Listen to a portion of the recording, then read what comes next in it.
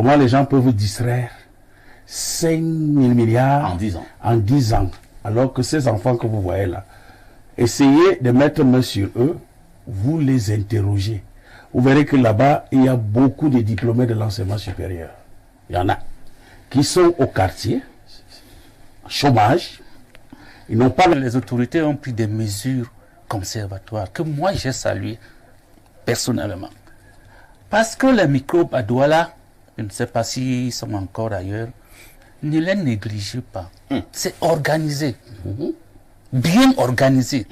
Les jeunes ne peuvent pas partir de Bepanda, d'un tel quartier, et faire la même chose. Ça veut dire qu'il y a quelqu'un derrière tout ça. Vous voyez il y a un cerveau. Il y a un cerveau quelque part, ou des cerveaux quelque part. Vous voyez le phénomène des motos.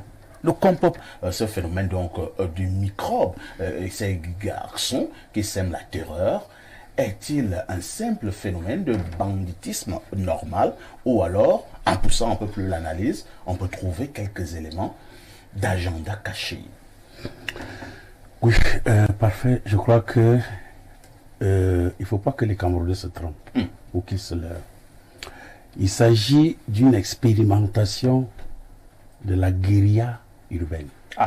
Voilà une guérilla urbaine qui commence doucement. Vous pensez qu'il ne faudrait pas que nous prenions, c'est le premier degré? Non. Je vous dis que c'est une expérimentation de la guérilla urbaine. Parce qu'il y a deux catégories de guérilla. Hein. Il y a la guérilla rurale et la guérilla urbaine. C'est pour cela que vous voyez, le gouverneur et le préfet du Vouri, ils sont clairs. Ils disent, quand il s'agit de conduire des motos-taxis, personne ne se connaît qui est microbe, qui ne l'est pas. C'est ça la guérilla urbaine. C'est-à-dire que les guérilleros sont camouflés dans la population civile. C'est difficile de les détecter. Voilà une expérimentation de la guérilla urbaine. Il ne faut pas blaguer avec ce phénomène-là. Alors, il faut chercher les causes. Voilà les conséquences. On dépouille les pauvres populations, on tue, on fait ceci, on pille. Mais les conséquences, c'est quoi? La première conséquence, c'est un problème qui revêt un caractère exutoire. Exutoire. Ça veut dire que ces gens-là envoient un message. Un message clair aux institutionnels. Un message clair au gouvernement du Cameroun. Il ne faut pas négliger cet aspect de la chose. Le premier message, c'est quoi? C'est que je qualifie ça de phénomène exutoire. Ça veut dire vouloir changer une chose, une situation. Alors, qu'est-ce qu'ils veulent changer? Il y a beaucoup de choses qui sont posées sur la table. La première des choses, c'est quoi? Face à la bourgeoisie mercantile, industrieuse et oisive de ceux qui nous gouvernent, ça renvoie à ce que ces gars se révoltent. Je vous ai parlé, quand on parlait du discours terroriste, c'est un message très fort qu'ils envoient. Disons quand même que tous ceux qui nous gouvernent ne sont pas dans des qualificatifs là. Attention, vous avez fait un débat ici sur, vous appelez ça comment? La ligne, je sais pas. La ligne 65 et 94. Comment les gens peuvent distraire 5 000 milliards en 10 ans, alors que ces enfants que vous voyez là, essayez de mettre main sur eux, vous les interrogez. Vous verrez que là-bas, il y a beaucoup de diplômés de l'enseignement supérieur. Il y en a qui sont au quartier, chômage. Ils n'ont pas la possibilité de trouver un emploi. Disons que le chômage ne peut pas forcément vous amener à prendre une machette et aller découper une innocente. Attention, monsieur, ici, la faim chasse le loup du bois. La faim chasse le loup du bois. Quand j'ai faim, je suis obligé de sortir de chez moi. Vous voulez défendre les microbes? Je ne les défends pas. J'ai fait une autopsie. Une autopsie du phénomène des microbes qui devient une gangrène sociale au Cameroun. Ça a commencé comme ça en Côte d'Ivoire. Vous avez vu le phénomène, comment ça s'est développé? Les microbes avaient justement commencé en Côte d'Ivoire. Là-bas, les pouvoirs publics ont négligé. Mais ce qui est arrivé. Après. C'était des milliers de morts. Des milliers et des milliers de morts qu'on découpait à peu près comme au Rwanda en 94 lors du génocide. Coupé avec des machettes. C'est-à-dire, quand ces gens commencent ces histoires-là, on néglige. Permettez-moi, monsieur, de faire élargir un peu ce débat-là. Je compare ça au problème au nord-ouest et au sud-ouest. Hein. Quand ça commençait en 2016, on disait, c'est de simples revendications corporatistes. Progressivement, le phénomène a évolué. Les gens ont commencé à apprendre à poser des petites bombes artisanales. Et les armes de guerre sont arrivées. Des molécules chimiques sont arrivées pour fabriquer ces engins explosifs improvisés. On se retrouve avec pratiquement 5 à 6 ans de guerre là-bas. Une guerre totale qui a des mélanges de deux systèmes dont je déplore là, la guérilla rurale et la guérilla urbaine. Très bien, merci beaucoup. Et qu'est-ce qui vous prouve que c'est pas une extension de cette guérilla dans des grandes villes? Parfait. Je voudrais, avec votre permission, ils vont intervenir. Ils vont intervenir. Bon, s'ils veulent, mais ils vont prendre mon temps, mon deuxième temps.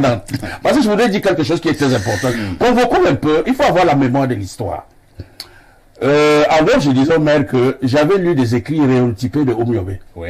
Mais j'étais en classe de seconde. Qu'est-ce que le Mpondol disait? Et les vrais jupécistes ont ces écrits-là.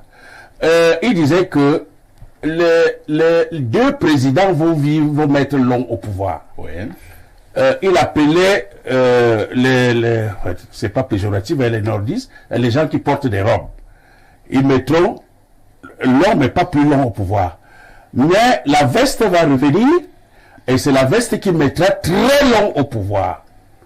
Et la veste va juste jouer le rôle de baliseur. Il va frayer le chemin. Mais il ne va pas amorcer le vrai développement du Cameroun. Je cite in extenso ce que ces écrits réotypés. Vous avez cité la robe, vous avez cité la veste. La veste. Maintenant, qu'est-ce qui reviendra? Alors, ce qui revient, c'est que j'arrive. Après la veste, donc, il y aura des troubles au Cameroun. Et ces troubles seront constitués dans des grandes villes. Dans des grandes villes. Vous citez Omyobe. Je cite le Mpondol.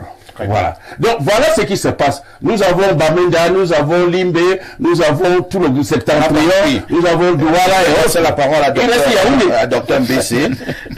Pour l'instant, ça n'arrivera pas à Yaoundé. Tout est sous contrôle, Antoine Awana. J'ose croire. Docteur Mbessé, l'autorité administrative du côté du littoral, le gouverneur et son préfet ont pris des mesures immédiatement après le début de ces incidents du côté de Douala. Mesures à saluer, mesures tout simplement des pouvoirs publics qui s'y est. Merci, parfait. Je suis assez triste, vous le constatez, lorsqu'on parle de ces phénomènes, parce que l'amour que nous avons pour ce pays, sans en être exclusif, est un amour sacré. Et lorsque nous voyons ce qui se passe, ça ne peut que nous attrister, parce que nous travaillons tous les jours à créer les conditions d'un Cameroun meilleur. Et alors là, je voudrais dire que il y a un problème. Il y a beaucoup de couturiers dans ce pays. Parce que chaque fois, on prend des mesures. On prend des mesures. On prend des mesures. Et on n'a jamais cousu le veston qui véritablement va avec le Cameroun. Que de mesures prises. Donc, chaque fois qu'il y a quelque chose, le discours administratif routinier, c'est les mesures conservatoires ont été prises. Mais ces mesures conservatoires, à quoi servent-elles si le problème n'est pas totalement éradiqué? Or, l'État a quand même la légitimité de l'utilisation de la violence et même le droit et le devoir de sécurité et de sûreté. Si l'État ne parvient plus à jouer ce rôle, on remet en question tout un système. Et à partir de ce moment, ni les hommes, ni les biens ne sont en sécurité. Quand vous regardez ce qui est en train de se passer, on vous dit maintenant que les mesures qui ont été prises, c'est qu'il faut limiter le déplacement des populations. Il faut astreindre les gens en résidence. On va appeler ça résidence surveillée. Fermeture de certains... Fermeture de tout le système. On a vu l'analyse de l'économiste avec les incidences que cela implique. Dans un monde où il y a la liberté d'aller et de venir, et l'État doit garantir Mais cela. docteur Mbessé, est-ce qu'on peut faire d'omelette sans casser les œufs? C'est nous qui voulons la sécurité. Et si nous voulons la sécurité, on est obligé, pour un temps, de subir un certain nombre Parfait, de restrictions de liberté. Je veux parler de l'impertinence de ces mesures. L'inefficacité. Elles sont inefficaces. Oui. Je voudrais vous dire que C'est c'est comme... pas l'impression que le gouverneur n'est là que pour apporter une Non, solution. c'est routinier. Ça sont des attitudes routinières. Le cas est spécifique et il faut une intelligence fondamentale pour résoudre ce problème. Il ne faut pas revenir dans les formules rituelles et ritournelles. Nous sommes là dans la criminalité. Nous sommes dans un terrorisme des temps modernes. C'est le règne de la terreur qui est en train de se développer. Or, il faut donc utiliser le mindset et à partir de ce moment se questionner. Quand on nous dit que nous allons, aujourd'hui la technologie a évolué, on ne mettra plus un policier derrière chacun. Pas du tout. C'est pour cela que la mesure doit être globale. Première chose, un problème technique et technologique. On installe des caméras de vidéosurveillance dans chaque rue qui nous balaie les rues. Mais ça implique un problème technique. C'est qu'il faut que le ministère de l'Énergie pose le problème de l'autonomie en énergie électrique s'il faut que ces caméras soient fonctionnelles. 24/24. Maintenant, la technologie nous a offert des possibilités d'annexer à cela des plaques solaires.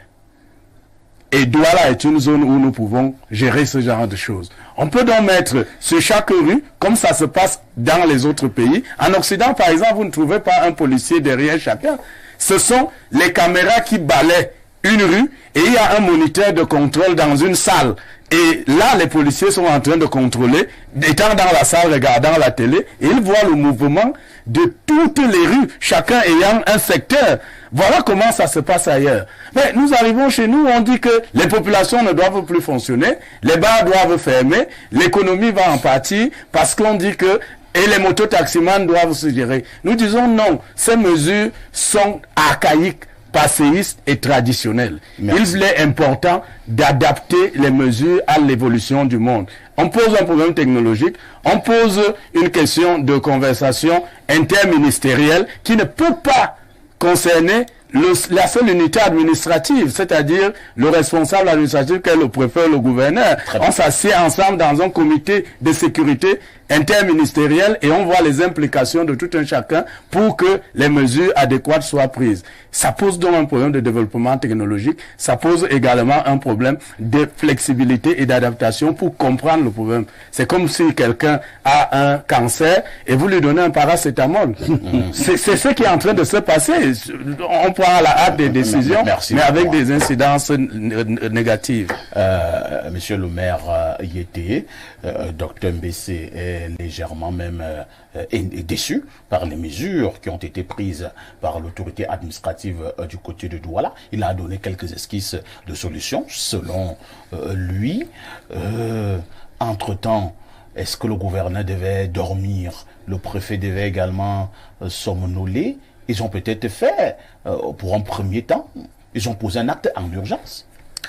Monsieur Haïssi, ce phénomène a commencé depuis. Oui.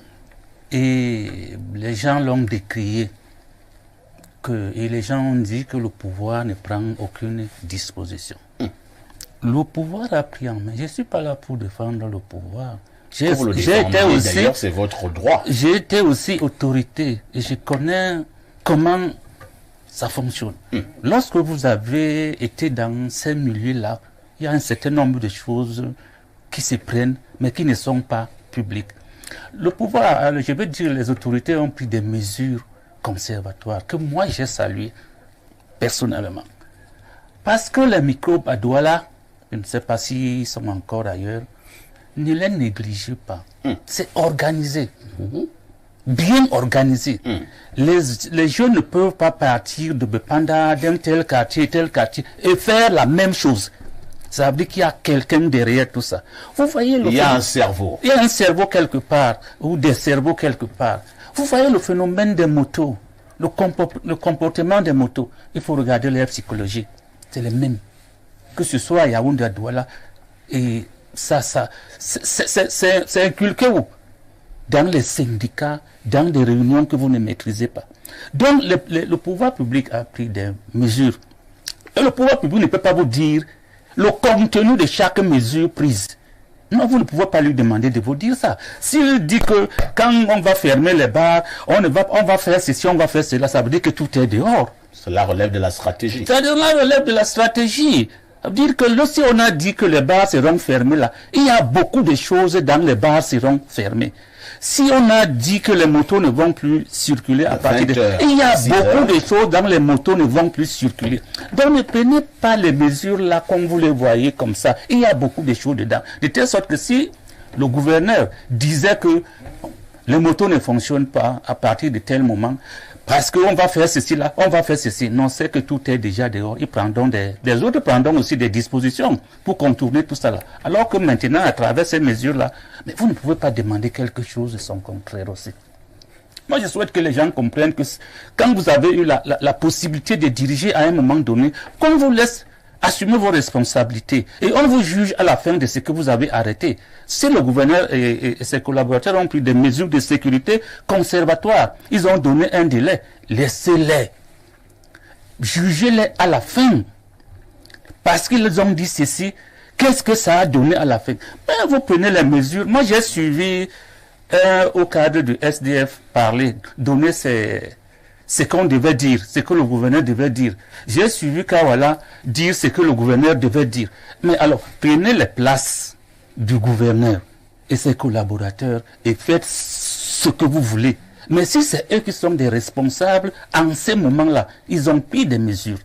Donnez-leur la possibilité d'être jugés à la fin de ce qu'ils ont pris comme mesure. Merci beaucoup, monsieur le maire. Alors, Thomas Olivier Belibi, l'ordre gouvernant doit-il être plus dur à l'endroit de ces gangsters d'un autre genre appelés microbes? J'ai reçu quelqu'un sur mon plateau qui disait qu'il faut absolument les abattre tels des bêtes. Absolument. Bon, nous sommes dans un état de droit, nous sommes dans un monde où les droits de l'homme sont sont véritablement mis en avant. Donc, je ne saurais m'aligner sur un tel discours. C'est vrai qu'en parcourant les... Belibi, oui. Lorsqu'un microbe entre chez vous, découpe ta femme... Ta femme, c'est pas les droits de l'homme là-dedans? Où sont les droits de l'homme là-dedans? Je ne pourrais le dire sur ce plateau parce que nous savons bien à quoi ça rime droit de l'homme. Je voulais dire que justement, j'ai vécu et j'ai vécu même dans un quartier difficile. Pour ceux qui à Yaoundé connaissent le quartier rue Mangué, ils savent bien que c'est pas un quartier qui a une réputation facile. Bon, pour revenir à Douala, moi je pense que il faut tenir compte du contexte. En parcourant les réseaux sociaux, je me suis rendu compte que beaucoup de personnes appelaient au secours le commandement opérationnel qui a pacifié en quelque sorte la ville de Douala il y a quelques années. Mais à quel prix? Vous vous souvenez ce que ça a apporté comme la triste histoire des 9 de Bipanda. C'est une parenthèse. Je reviens donc avec... il faut tenir compte du contexte. Nous sommes en période de fête de fin d'année. Dans l'excellent reportage de M. Fautué, on a écouté que ça, c'est un phénomène qui a commencé en 2020. Entre-temps, moi, je suis dans le sport au Cameroun, on a organisé le CHAN et la CAN. On n'a pas eu à entendre que les microbes qui sont si nombreux ont perturbé la fête. Même s'il y a eu quelques cas d'agression isolés, un peu comme celle des journalistes algériens pendant la CAN, ça a été résolu dès le lendemain. Je prends cet aspect pour dire que, et rejoindre le Dr Mbessé, si le gouvernement, quand le gouvernement dans ses fonctions régaliennes a le devoir d'assurer la sécurité de ses citoyens, si le gouvernement a pu canaliser cela pendant 2 ans, ça veut dire qu'il peut faire plus. Et je vais le rejoindre dans le sens que les mesures, c'est déjà bien de prendre des mesures, mais elles sont, à mon avis, effectivement insatisfaisantes. Elles sont insatisfaisantes, pourquoi? Parce que ça peut dégénérer. Lorsqu'on met des comités de vigilance sur pied, on met des comités de vigilance sur pied. C'est bien d'avoir des comités de vigilance, mais il faut aussi prévoir qu'on peut avoir des représailles. Il peut y avoir des règlements de compte, ça peut se transformer en bataille entre des bandes armées. Lorsqu'on met l'accent sur les motos-taxis, ça veut dire quoi? Est-ce que ça laisse entendre que la plupart des microbes proviennent de ceux-là qui exercent cette activité? Je ne sais pas. Moi, j'ai eu la chance d'aller du côté de Garoua pour les playoffs du championnat et récemment pour un déplacement du canon de Yaoundé. Moi, j'ai été émerveillé que dans cette ville de Garoua, les conducteurs de motos sont extrêmement polis. Ils respectent les feux. Moi, lorsque j'ai fait la comparaison, en me basant peut-être sur le faciès, et lorsque j'ai fait la comparaison avec les gars qui sont originaires de cette partie du Cameroun, qui exercent dans la ville de Douala ou de Yaoundé, il y a la politesse en moins. j'étais émerveillé de les voir si polis et bien se comporter là-bas. Donc, pour revenir au cas de Douala, je pense que c'est un phénomène que l'État a les moyens de contrôler. Et il faut identifier, ça va prendre du temps, effectivement, comme monsieur le maire le disait, il ne faut pas être péremptoire. Qui sont ces microbes? D'où viennent-ils? Et il faut pas perdre l'aspect des drogues. Les jeunes se droguent, parce que c'est pour ça que je disais que je viens d'un quartier difficile. Moi, j'ai vu des enfants. Lorsque j'étais plus petit, moi, on savait que les gens se cachaient pour jouer aux cartes, pour fumer du chanvre et tout ce que vous voulez, mais vous voyez des gens de plus en plus jeunes. Ils ont à peine 15 ans qui fument le chanvre, qui prennent des drogues. Qui prennent des drogues de plus en plus dures. Voilà. À une époque où on savait que... Ils ne sont même plus seulement au niveau de la petite herbe. L'herbe, c'est un amusement maintenant. Donc, à un niveau, il faut que l'État... moi, je fais confiance à l'État parce que personne n'a une puissance supérieure à l'État. Et ce n'est pas un phénomène qui les surprend, et c'est même un phénomène qui est facile à gérer, mais ne négligeons pas que depuis 2 ans que ça a commencé, si on laisse cela se développer, ça peut engendrer quelque chose. Merci beaucoup. Compte tenu de la pression que j'ai au niveau du téléphone, nous allons lire quelques messages. Les caméras sont installées dans toutes les grandes villes. C'est le message d'un téléspectateur, je présume qu'il répond à Dr BC, même si je doute fort que les caméras soient vraiment installées sur toutes les villes au Cameroun. Lisons d'autres préoccupations. C'est un message qui nous vient du Gabon. Bonjour, pour moi la solution pour les Camerounais c'est de remettre le pouvoir aux nordistes. C'est Abdoulaye depuis Bitam. Donc ce sont les nordistes qui font ça. Vous voyez qu'il y a tout Il dit également ici, bonsoir, moi je suis un grand sorcier, c'est le même qui continue, Abdoulaye. Il dit qu'il est un grand sorcier et laissez-moi venir finir avec les microbes en une seule journée. Mais Abdoulaye, viens donc. Nous t'attendons. Autre message, c'est dimanche. Bonjour, monsieur Parfait ici et bonjour le panel. Pour moi, je pense que nous n'avons rien à faire dans ce genre de forum. Pour dire vrai, qu'est-ce que le blanc nous apporte, même depuis que nous sommes ensemble? Au contraire, il nous exploite et nous rend la vie dure. Si c'était comme moi, on chassait... tous ces blancs chez eux et on recommençait à zéro. C'est notre propre destin.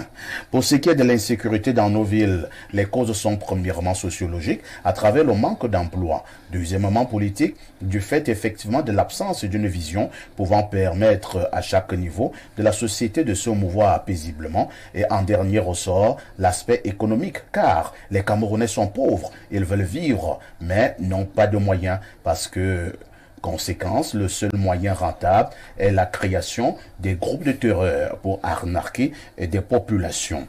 Autre message ce dimanche. Bonjour à tout le panel. Êtes-vous absolument sûr que ce qui est dit dans cette vidéo est exactement la conversation entre le président et son collaborateur?